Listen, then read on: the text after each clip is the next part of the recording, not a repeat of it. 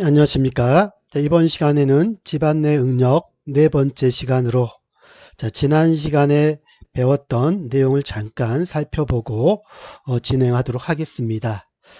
지난 시간에는 우리 집안 내 지중응력 증가에 집표면 상제 하중에 의한 지중응력 증가, 대표적인 집중하중이 작용할 때와 선하중이 작용할 때에 대해서 살펴보았습니다. 오늘 이 시간에는 지표면 상지하중에 의한 지중력 증가, 이어서 띠하중이 작용할 때, 그 다음에 원형 등분포화중이 작용할 때, 그 다음에 직사각형 등분포화중, 다시 말해서 구형 등분포화중이 작용할 때 땅속 깊이 Z지점에 전달되는 지중력 증가값이 얼마인가를 살펴보도록 하겠습니다. 일단 중점적으로 구형 등분포화중, 쉽게 말하면 직사각형 등분포화중에 의한 지중응력 증가값은 기사시험에 굉장히 잘 나오기 때문에 완벽하게 정리를 좀 해주셔야 되고요. 띠하중이나 원형 등분포화중에 의한 구하는 부분들은 실질적으로 기사시험에서는 거의 출제가 되지 않습니다. 단 실무에서 활용을 하실 때 여러분들이 어떻게 활용하는지 개념은 잠깐 잡고 가셔야 되기 때문에 내용은 굉장히 어렵지만 간략하게 우리 본교재에 나와 있는 거 개념적인 것만 잠깐 설명하고 중점적으로 직사각형 등분포화중, 구형 등분포화중에 의한 지중력 증가값 위주로 설명을 드리도록 하겠습니다. 여러분들 본교재 119페이지 참조하시면 되겠습니다. 지표면 상제 하중에 의한 지중력 증가, 띠하중이 작용을 할 때, 그럼 이 띠하중이라고 하는 건 뭐냐? 우리 이 지표면, 이 지표면이 X축이고요. 그 다음에 요 Y축으로 표현되어 있고 땅속 깊이가 요 Z축입니다. 땅속 깊이. 그러면 이 지표면에 띠 모양의 요 등분포 하중이 요 띠 모양으로 이렇게 하중이 작용할 때, 이 띠 모양의 하중이 Q값이 작용을 할 때 땅속 깊이 Z지점에서 X거리만큼 떨어져 있는 이 지점에 이 띠하중으로 인해서 전달되는 응력이 얼마만큼 전달되느냐, 이 델타 QS를 구하는 부분입니다. 그럼 이 QS를 구하는 부분은 우리가 지난 시간에 배웠던 집중하중 또는 선하중에서 마찬가지지만 작용한 하중에 의해서 땅속 깊이에 전달될 때 이 영향계수가 달라집니다. 그래서 이 영향계수 이론에 따라서 이 영향계수가 이미 학자들에 의해서 제시가 되어 있습니다. 근데 이 영향계수가 어떻게 영향계수를 산정하는 원리에 따라서 산정하는 방법이 약간씩 차이가 있습니다. 그래서 이 보시네스큐라는 학자가 탄성론에 의해서 이미 구해놨던 이 영향계수가 변수가 뭔지만 여러분들이 중점적으로 알고 가시면 되겠습니다. 자, 원리만 이해를 하시고 이 부분은 기사시험이나 이런 데는 출제는 안 되기 때문에 이해만 하시면 되겠습니다. 그럼 땅속 깊이 Z지점에서 X거리만큼 떨어져 있는 이 델타 QS, 이 QS는 어떻게 구하느냐? 이 지표면에 작용하는 이 상제하중 Q라고 보시면 되겠죠. 나머지 이 부분은 우리가 영향계수라고 보시면 돼요. 그래서 식으로 다시 정리하니까 띠하중이 작용하는 상제하중 Q에다가 이 영향계수 S값만 곱하면 되는데 이 영향계수를 어떻게 산정하는지 이미 이 학자들에 의해서 제시가 되어 있다는 거죠. 어떻게 해요? 이 영향계수라고 하는 거는 뭐에 의해서 결정이 되느냐? 이 F라는 거는 변수라는 거죠. 함수. X를 우리 작용하는 띠하중이 작용하는 폭으로 나눠준 값하고 내가 구하고자 하는 Z, 연직 깊이죠. Z는 연직 깊이고 X는 연직 깊이에서 X축으로 얼마만큼 떨어져 있느냐, X축까지 거리죠. 그거를 실제 띠하중이 작용하는 폭으로 나눠준 이 두 가지 변수에 따라 결정이 된다는 것이죠. 그래서 요 땅속 Z축을 기준으로 X거리만큼 떨어진 거리를 우리가 X라고 하고요. 이 땅속으로 내가 구하고자 하는 깊이까지 이 거리를 Z라고 합니다. 수직 거리를. 그럼 이 Z하고 이 X 거리를 구하고자 하는 거리를 알고 있기 때문에 실제 작용하는 이 폭이 B가 되는 거죠. 그래서 X를 B로 나눈 변수하고 Z를 B로 나눈 이 변수 값에 의해 따라서 영향계수 값이 어떻게 되는지 이 표로 이미 이 보시네스크라는 학자가 이 도표화 시켜서 만들어 놨다는 거예요. 그래서 여기 보시면 X를 B로 나눠준 값, 그 다음에 이 X를 B로 나눠준 값 추가고, 그 다음에 Z를 B로 나눈 값하고 우리가 값을 구해서 이 그래프상에서 어느 지점에 해당하는지 영향계수 값을 찾아내면 되는 거죠. 그래서 이 영향계수를 찾아서 바로 대입시켜주면 바로 우리가 구하고자 하는 땅속 깊이 연직으로 Z지점, 그 다음에 수평거리 X축으로 X거리에 떨어져 있는 지점에 증가되는 띠아중으로 인해서 증가되는 응력을 찾아낼 수 있는 값입니다. 참고로 X를 B로 나눈 값이 0.8이라고 하고 연직 깊이 Z를 B로 나눈 값이 1.5일 때는 우리가 여기 보시면 XB가 여기가 0.8이 0.8 지점, 그 다음에 Z를 B로 나눈 지점이 1.5 지점이니까 이렇게 두 점을 연결시키면 이 점이 만나는 거니까 여기 0.2하고 0.3이 만나는 이 지점에 중간의 값이 있기 때문에 계략적으로 한 0.25보다는 크고 약간 3쪽으로 기체했기 때문에 0.26이라는 이 영향계수만 찾아서 이 영향계수만 집어넣어주고 여기에 작용하는 이 띠아중을 곱해주면 우리가 전달되는 응력을 찾을 수 있다는 원리입니다. 그래서 식이 뭐 복잡하게 나와 있지만 의미만 여러분들이 이해를 하고 가시면 되겠습니다. 띠아중은 참고로 실무에 적용할 때만 보시고 기사 시험에는 출제는 되지는 않습니다. 다음으로 가겠습니다. 자, 다음은 우리 예제 5-4번으로 우리 본교재 120페이지에 나와 있는 띠아중에 의해서 예제 문제입니다. 자, 이 예제 문제는 우리 본교재 페이지 120페이지에 이미 풀이가 되어 있고 우리 본교재에 해당하는 띠아중이 작용할 때 영향계수 도표에서 찾아서 여러분들이 한번 풀어보시면 되겠습니다. 단 주의할 사항은 여기서는 계수값만 변수값만 찾아내면 되기 때문에 자, 띠아중의 등분포화중이 100이고 거기에서 작용하는 폭이 4m고요. 연지 깊이가 2m고 수평거리로 0m일 때, 2m일 때, 4m일 때, 6m일 때를 구하라고 했기 때문에 일단 우리가 자 x거리를 기초폭 b로 나눠주 이 변수하고 그 다음에 z는 연지 깊이 z를 작용하는 폭 b로 나눠준 값.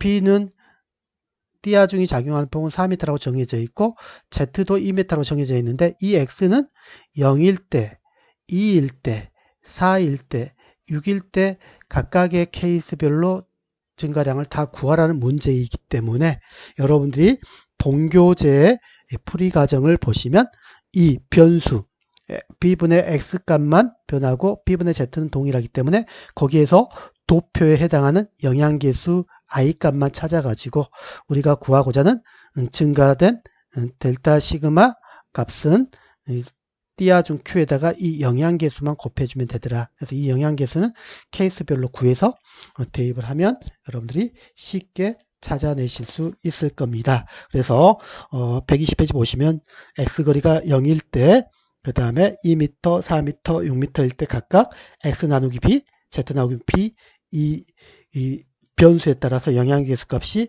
0.74, 0.50, 0.09, 0.02에서 결과 얻어진 각각의 값이 74kN/m제곱, 50kN/m제곱, 9kN/m제곱, 2kN/m제곱이 나와 있으니까 참조하시면 되겠습니다. 자, 다음으로 가겠습니다. 자, 다음으로는 우리 집 표면에 작용하는 하중 중에 원형 등분포 하중이 작용할 때 어떻게 전달되는지 구하는 식이죠. 이건 좀 식들이 굉장히 복잡하죠. 일단은 영양계수를 구하는 식은 복잡할 뿐입니다. 그래서 뭐 영양계수를 구하는 게 뭐 탄속론에 의해서 보시네스큐라는 학자가 미적분 방정식 시톡에서 구해놨는데 여기에 나와 있는 이런 복잡한 이런 적분 이런 식들은 여러분들이 몰라도 상관은 없습니다. 그러면 어떤 개념만 알면 되느냐? 앞에서 우리가 뭐 집중하중도 그렇고 그 다음에 선하중도 마찬가지고 띠하중도 마찬가지고 그 다음에 원형 등분포 하중도 마찬가지입니다. 작용하는 이 등분포 하중에 이 영양계수만 달라지는 거죠. 근데 이 영양계수의 변수가 어떻게 되느냐에 따라 달라지는 거죠. 이 영양계수의 변수가 앞서 띠하중 같은 경우는 하중이 작용하는 폭하고 그 다음에 연직 깊이 수평거리에 대한 변수가 들어갔지만 여기에서는 이제 원형 등분포 하중이 작용을 할 때는 이 변수가 뭐다? 이 작용하는 원형 하중이 작용하는 이 반지름을 R이라고 하고 내가 구하고자 하는 중심점 연직 깊이를 Z라고 할 때 이 연직 깊이 Z를 뭘로? 이 원형 등분포 하중이 작용하는 반지름으로 나눠준 이 값이 변수가 되는 것이죠. 그럼 이 변수가 에 따라서 이미 이 영양계수를 구하는 이 도표가 만들어져 있습니다. 참고로 여기 보시면 자, 영양원 쉽게 말하면 원형 등분포가 작용하는 반지름을 5m라고 가정하고 자, 지표면으로부터 땅속 깊이 10m 지점에 작용하는 원형 등분포 하중에 의해서 작용하는 지중력 증가값을 구하고 싶으면 일단 땅속 깊이 Z 지점을 원형 분포의 반지름 5로 나눠주면 거기에 우리가 이 값이라는 걸 찾아낼 수 있죠. 그러면 영양계수하고 자, 이 X축이 영양계수고요. 그 다음에 요 연직 Y축이 내가 구하고자 하는 깊이 Z를 원형 등분포 하중의 반지름의 변수기 때문에 이 변수값에 해당하는 값을 찾아내면 되는 거죠. 그러면 이 변수값이 참고로 원형 반지름이 5m이고 그 다음에 깊이 연직 깊이가 10m 지점의 값을 찾을 때 자, 이 값이 나왔으니까 Z를 R로 나눈 이 값하고 이 그래프의 도표상에 만나는 점을 이렇게 X축으로 올리면 이 X축의 0.2, 0.4, 0.4보다 약간 크기 때문에 중간에 0.5니까 0.42 정도의 영양계수값이 읽어지겠죠. 그럼 이 영양계수값만 여기다가 집어넣어주면 바로 우리가 원형 등분포 하중에 인해서 땅속 깊이 Z 지점에 전달되는 응력을 찾을 수 있습니다. 그래서 이 원형 등분포 하중에 의한 것은 하중 중심 직하일 때 먼저 개념을 좀 잡아주시고 이게 하중 직하일 때는 방금 설명한 대로 구하는 겁니다. 이거는 꼭 기억해 주시면 좋겠지만 시험에는 잘 나오지는 않고요. 기사 시험에는 거의 안 나오고요. 실무에서 사용할 때만 어떤 원리로 구하는지만 이해만 하시면 되겠습니다. 그래서 다음으로 가겠습니다. 자, 방금은 원형 등분포 하중이 이 중심점 직하에 작용하는 점을 찾아내는 점이고 이제 하중이 중심점 직하가 아닌 자, 원형 등분포 하중은 여기에서 작용을 하고 있는데 내가 구하고자 하는 지점이 원형 등분포 직하일 때는 앞서 설명한 거고요. 거기에서 다시 X축 거리만큼 떨어져 있는 이 지점의 깊이 자, X만큼 떨어져 있고 깊이 Z만큼 떨어져 있는 이 지점의 값을 구할 때는 어떻게 구하느냐 이때는 이제 변수가 또 달라진다는 거죠. 똑같아요. 자, 전달되는 델타 시그마 델타 지중력 증가값은 작용하는 원형 등분포 하중에다가 영양계수만 곱해주면 돼요.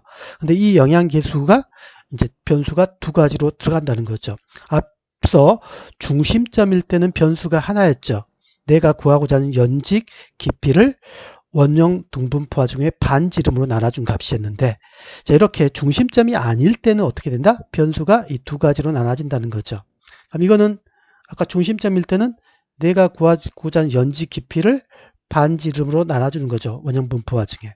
근데 여기에 추가로 중심점이 아니기 때문에 내가 구하고자 하는 점이 중심점에서 x거리만큼 떨어져 있다는 거죠. 그 떨어져 있는 x거리를 원형 등분포 화중이 작용하는 반지름으로 나눠준 값까지 추가로 고려를 해 주셔야 된다는 거죠. 그래서 변수가 두 가지를 고려를 해 주셔야 된다는 거.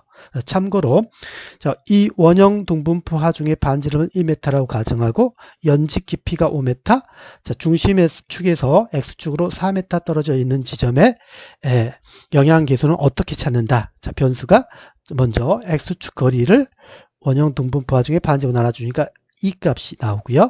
그 다음에 연직거리 값을 반지름으로 나눠준 게 2.5가 나와요. 그러면 여기에 먼저 x축은 x거리를 반지름으로 나눠준 거고요. 그 다음에 y축은 z를 연직 깊이를 반지름으로 나눠준 값이에요. 그러면 방금 여기에 첫 번째 변수가 이 값이었고 두 번째 변수가 2.5 값이었죠. 그럼 여기하고 만나는 점, 이 만나는 점에 이미 이 도표화되어 있어서 영향계수 값이 제시가 되어 있다는 거죠.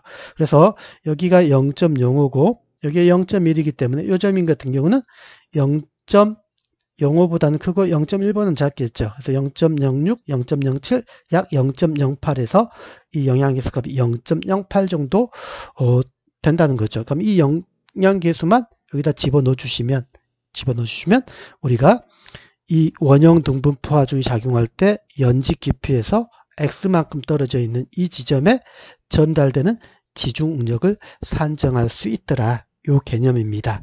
크게 원리만 이해를 하시면 특별히 어려운 내용은 없을 겁니다. 그래서 요거는 기사 시험에 나오진 않기 때문에 나온다면 이런 값들이 영향계수가 바로 주어지기 때문에 바로 대입 곱해서 구하면 어렵지 않게 산정할 수 있습니다. 근데 아직까지 이런 부분들이 기사시험에 출제된 경우는 거의 없습니다. 그래서 여러분들이 실무할 때는 여러분들이 이 원리를 교재에서 찾아보시고 적용을 하시면 되기 때문에 어떻게 구하는 원리만 이해를 하고 가시면 되겠습니다.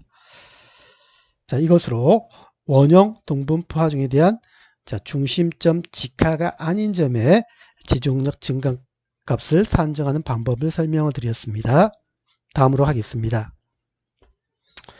자, 그러면 이런 원형 등분포 하중, 요거는 이제 압력 구근이라고 하는 건데, 그럼 이 압력 구근이라는 게 뭐냐?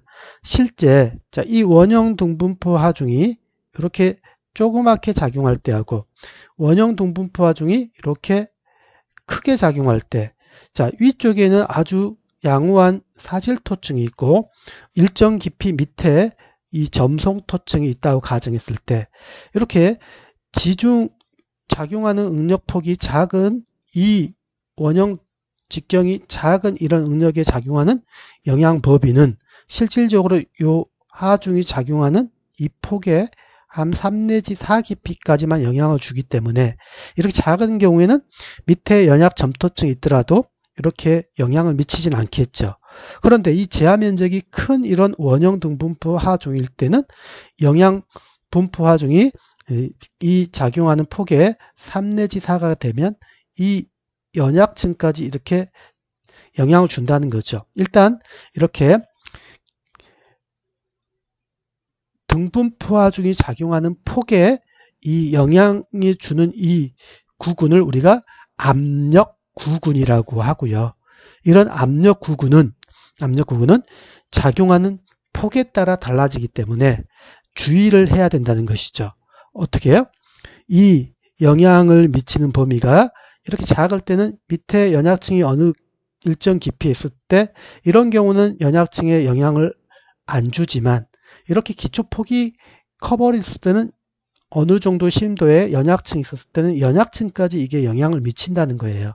그래서 영향을 미치지 않는 경우하고 영향을 미치는 경우는 이 응력 하중에 따라서 이 집안이 일어나는 치마도 굉장히 달라지겠죠.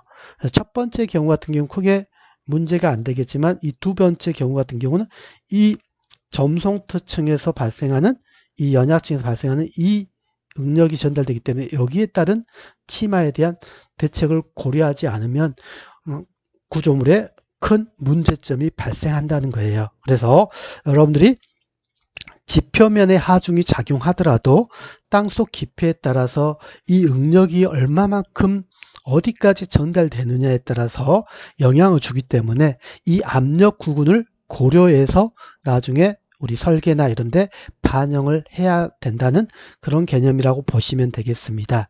참고로 이 압력 구근은 우리 지표면에 작용하는 하중의 10%까지 전달되는 거예요. 하중이 10%까지 전달되는 응력이 10%까지 전달되는 그 구역을 압력 구근이라고 한다. 이 압력 구근이 어디만큼 영향을 미치느냐에 따라서 우리 지표면으로부터 땅속으로 토층이 어떻게 구성되어 있느냐에 따라서 압력 구근을 고려하여 영향 범위를 설정을 하고 설계에 반영을 해야 된다. 그런 개념으로 이해를 하시면 되겠습니다. 자, 이것으로 원형 둥분포 하중에 대한 개략적인 설명을 마무리하고 다음으로 가도록 하겠습니다. 자, 여러분들이 이제 중점적으로 알아두셔야 될 부분은 이제 여기 나와 있는 직사각형, 다른 말로 직사각형을 우리가 구형이라고 하죠. 구형이라는 것은 이런 원형의 구가 아니라 우리가 직사각형을 일반적으로 구형 단면이라고 합니다. 그래서 이런 구형, 직사각형 등분포 하중이 작용을 할 때 땅속 깊이 지점의 지중응력을 어떻게 산출할 것인지, 이거는 이제 여러분들이 기사시험에 굉장히 많이 나오기 때문에 꼭 기억을 해 주셔야 됩니다. 그래서 이것도 마찬가지로 이미 영양계수를 어떻게 구하는지 원리만 이해를 하시면 쉽게 해결할 수 있는 부분이기 때문에 그 부분을 중점적으로 해서 설명을 하고 이 시간 이후 다음 시간에는 이걸 가지고 실제 문제를 어떻게 풀어내는지 문제를 풀이도 진행을 하니까 그때 문제풀이 하면 훨씬 쉽게 이해를 하실 수 있을 겁니다. 참고로 직사각형 구형 등분포 하중은 여러분들 본교재 122페이지부터 제시가 되어 있으니 참고하시기 바랍니다. 그러면 간단히 원리만 이해를 하시면 쉽게 찾아낼 수 있기 때문에 여러분들 그 원리에 대해서 설명을 드리도록 하겠습니다. 자, 먼저 우리가 여기가 지표면이죠. 자, 지표면 여기가 X축, 자, 여기가 Y축, 땅속 깊이 지점을 여기를 Z축이라고 보시면 돼요. 자, 구형 등분포 하중이란 거는 자, 여기에 항상 내가 구하고자 한 점을 모서리로 해 주시는 게 좋습니다. 그럼 일단 내 모서리, 이 모서리나 이쪽 모서리나 이쪽 모서리나 이쪽 모서리나 전달되는 응력값이 다 동일하겠죠. 그래서 대표적으로 이 모서리점에 전달되는 응력을 찾는 원리에 대해서 설명을 드리도록 하겠습니다.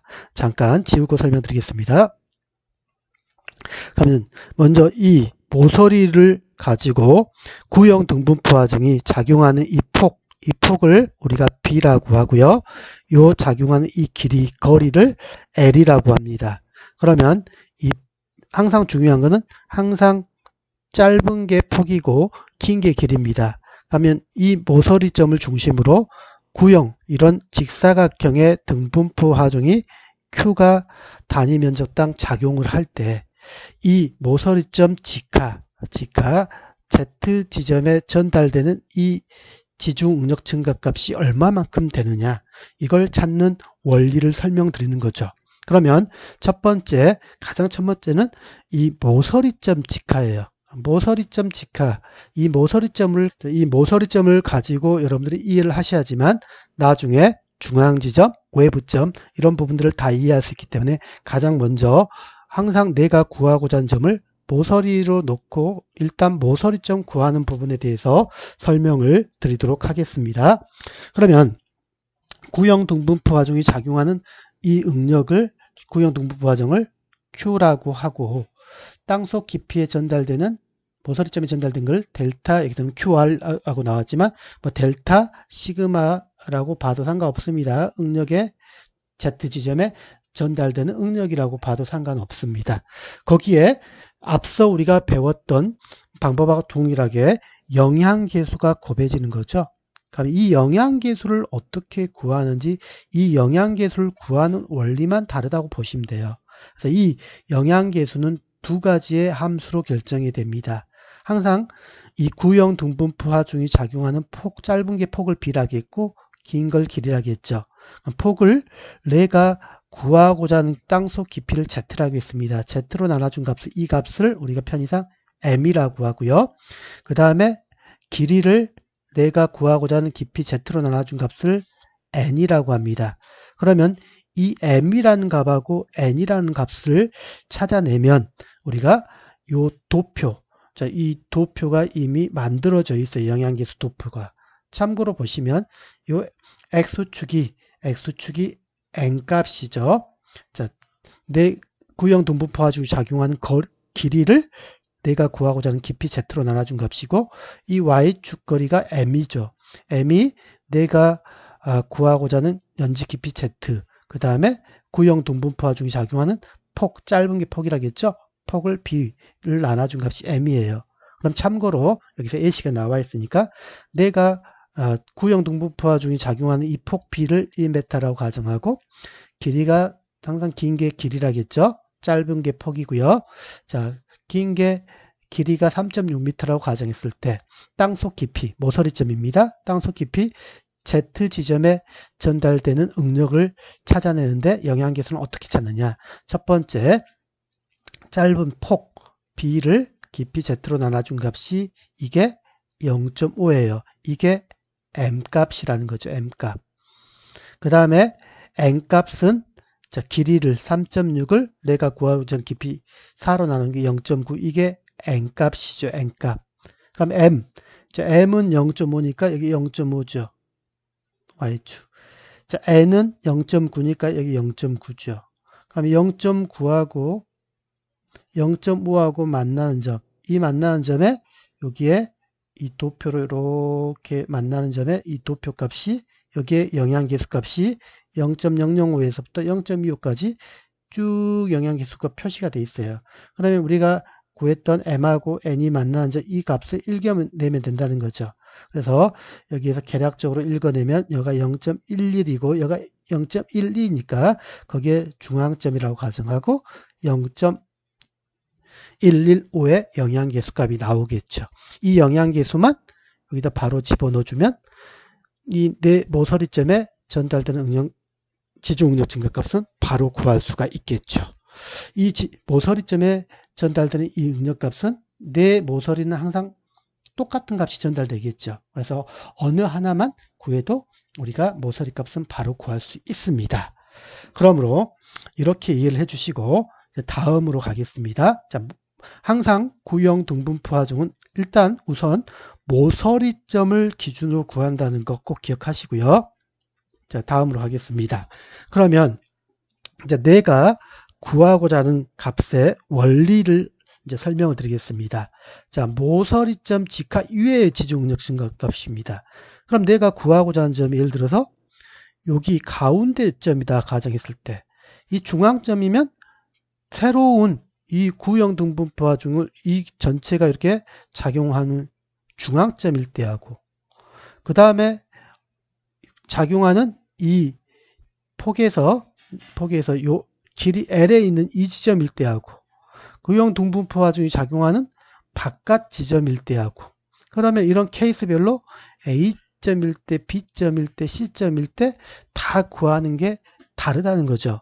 뭐만 달라진다? 항상 아까 제가 구하고자 하는 점을 모서리점으로 구하라고 했죠. 모서리점을 기준으로 해서 이 영양계수 값을 구해내면 됩니다. 그러면 이 구형 등분포 하중이 작용하는 안에 내부에 있는 점하고 우리가 아까 이 내 모서리점을 구하는 거는 앞에서 설명드린 거고 내부점일 때하고 모서리점이 아닌 여기에 길이에 여기 중앙 부분에 있을 때하고 아예 바깥점이 있을 때 이럴 때 어떻게 산정을 하는지 그 원리에 대해서 설명을 드리겠습니다. 이 원리는 이 영양계수를 어떻게 구해서 적용하느냐에 따라서 차이점이기 때문에 다음에 하나씩 설명을 드리겠습니다. 자, 먼저 자, 모서리점 직하 이외의 응력중 중에서 아까 처음에 말씀드렸던 요 구형 등분포 하중이 여기에 작용을 하고 있는데 이 내부의 땅속 깊이 Z지점에 전달되는 값을 구하고 싶어요. 그러면 자, 이걸 다시 이쪽에 있는 이 평면도로 보시면 구형 등분포 하중은 실제 여기에 작용을 하고 있는 거죠. 그런데 내가 구하고자 하는 점이 요 내부의 땅속 깊이 Z지점이에요. 그럼 항상 구하고자 하는 점을 모서리로 만들라겠죠. 그래서 다시 지우고 잠깐 설명드리겠습니다. 이 내가 구하고자 하는 점을 모서리로 이렇게 네 개로 이렇게 쪼개게 되면 새로운 등분포 하중이 작용한 4개로 구분할 수 있죠. 여기에 하나의 구형 등분포 하중의 모서리점이 되고요. 그 다음에 이 구형 등분포 하중의 모서리가 되고요. 그 다음에 이 구형 등분포 하중의 모서리점이 되는 거고요. 이 구형 등분포 하중의 모서리점이 되는 거죠. 그러면 결국 이걸 각각의 4개의 사각형에 대한 영향계수를 구해서 모서리점이니까 각각 구해서 다 더해버리면 되겠죠. 그래서 등분포 하중 Q는 똑같고요. 이 영향계수를 각각 사각형마다 각각 구해서 이 영향계수를 더해 가지고 전체 작용하는 구형 등분포 하중에다 곱해버리면 바로 찾아낼 수 있다는 거예요. 단 주의할 거는 자 1번 같은 경우는 항상 짧으니까 이게 새로운 이게 폭이 되는 거고요. 이게 길이가 되겠죠. 그러면 우리가 m이라고 하는 거는 항상 짧은 거 폭을 내가 구하고자 하는 z로 나눠준 거고 n이라고 하는 거는 길이를 내가 구하고자 하는 깊이 z로 나눠준 값이라겠죠. 그럼 m, n이 달라진다는 거죠. 2번일 때는 이게 짧으니까 이게 폭이 b가 되는 거고요. 이게 l이 되는 거죠. 3번일 때는요. 짧은 게 이게 폭이니까 이게 폭이 되는 거고요. 이게 길이 l이 되는 거죠. 4번일 때는요. 짧은 거니까 이게 폭이 되는 거고요. 이게 길이 l이 되는 거죠. 그럼 폭과 길이만 결정되면 이 mn이 이 사각형별로 다 mn이 결정이 되면 앞서 우리가 모서리점에서 구했던 그 영향계수 도표에서 mn에 해당하는 영향계수를 읽어서 여기다가 각각 이 영향계수 앞에 봤던 도표에서 찾아가지고 이 영향계수만 다 더한 다음에 등분포 하중을 곱해버리면 바로 우리가 구하고자 하는 값을 지중력 증가값을 찾아낼 수 있다는 거죠. 참고로 이 내가 구하고자 하는 점을 항상 모서리로 만들어서 이 각각의 등분포 하중이 전체 여기에 작용한 거를 모서리니까 각각 다시 4개로 쪼개서 각각의 영향계수를 구해서 더해주는 개념이라고 이해를 하시면 되겠습니다. 그래서 구형 등분포 하중이 작용하는 내부점일 때 대한 설명을 좀 설명을 드렸고요. 다음으로 자 내가 구하고자 하는 점에 이제 C 아까 좀 바깥점입니다. 바깥점. 근데 실제 제가 작용하는 구형 등분포 하중은 여기만 작용하고 있는데 내가 구하고자 하는 점은 여기에 X축 그 다음에 이쪽에 Y축에 떨어져 있는 이 바깥점의 Z 깊이에요. 그럼 쉽게 말하면 옆에 있는 이 그림으로 보시면 평면으로 보시면 실제 구형 등분포 하중은 여기만 작용을 하고 있는데 내가 구하고자 하는 점은 이 폭하고 길이가 떨어져 있는 이미 이 지점의 땅속 깊이 Z지점입니다. 이쪽. 그러면 이 실질적으로 이 사각형에 의해서 전달되는 응력값을 구해내야 되는데 항상 내가 구하고자 하는 값을 이거를 모서리로 만들어 주라겠죠. 그러면 새로운 사각형, 큰 사각형, 이 사각형을 임의로 가정해서 이 짧은 걸 폭이라고 하고 이걸 길이라고 한다면 임의의 사각형에 의해서 모서리점이니까 mn이 결정이 되겠죠. 그럼 여기에 따른 영향계수 I1이 결정이 될 거고요. 그런데 실제로는 이 3개의 사각형은 하중이 작용하지 않는 거죠. 그럼 이 3개의 사각형 거는 별도로 구해서 빼주면 되는 겁니다. 그런데 자, 첫 번째 큰 사각형 거의 영향계수를 I1이면 여기에서 자, 두 번째 거. 자, 두 번째 사각형은 빼주면 되는데 두 번째 사각형은 요겁니다. 자, 요 사각형. 요 사각형 거는 이게 폭이고 요가 길이니까 요거 구해서 영향계수를 하나 빼주면 되고요. 세 번째 거는요. 이게 짧은 폭이고 요가 길이니까 요 사각형 거 값을 구해서 빼주면 되겠죠. 근데 문제는 우리가 요걸 빼주다 보니까 여기서 빠지면 요 사각형이 하나 빠졌는데 여기서 또 빼줬으니까 2번 빠졌죠. 그럼 요 조그만 사각형 거는 한 번 더 더해주면 된다는 거예요. 그래서 조그만 사각형 거는 폭이 이게 b가 되는 거고 길이가 l이 돼서 영양계수값을 구해서 다시 한번 더해주면 되는 겁니다. 다시 한번 정리하면 다시 지고 설명하겠습니다. 실질적으로 구하고 난 점이 내가 작용하는 구형 등분포화지 여기만 작용하는데 밖에 지점에 여기에 Z, 이 깊이에 Z 지점이니까 이 실질적으로 항상 내가 구하고자 하는 점을 모서리로 하는 이 사각형을 만들어서 여기에 전체 하중이 작용한다고 가정을 하고 이걸 값을 먼저 구한 다음에 실질적으로 작용하지 않는 이 부분을 각각 빼준단 말이죠. 그래서 2번하고 3번을 빼주고 2번에서 1번 빼주고 3번에서 1번 빼주다 보니까 이 4번이 2번이 빠지니까 한 번은 4번 건 구해서 플러스 알파 시켜주면 이 영양계수 값이 우리가 구해서 구형 등분포 하중을 구하면 바로 찾아낼 수 있다. 이 부분이 이 바깥점 구형 분포 하중이 작용하는 바깥점의 등분포 하중을 산정할 때 이렇게 구하시면 되겠습니다. 원리만 앞에 항상 모서리점의 원리만 이해하시면 실제 작용하는 하중 작용하지 않는 부분은 빼주면 된다는 그 원리만 이해하시면 쉽게 여러분들이 접근하실 수 있을 겁니다. 자, 이것으로 구형 등분포 하중의 폭과 길이에 따라서 영양계수를 산정하는 방법에 따라서 모서리점 직하일 때하고 직하가 아닌 전체 작용하는 내부점, 바깥점일 때 부분에 대해서 설명을 드렸습니다. 이렇게 설명을 드렸었는데 좀 이해하기가 어려울 수도 있습니다. 이렇게 이해하기 어려운 부분은 다음 차시에 실질적인 문제, 예제 문제를 풀어보면 여러분들이 어떻게 원리로 구해지는지 쉽게 이해하실 수 있을 겁니다. 이번 차시는 이걸로 마무리하도록 하겠습니다. 자, 수고하셨습니다.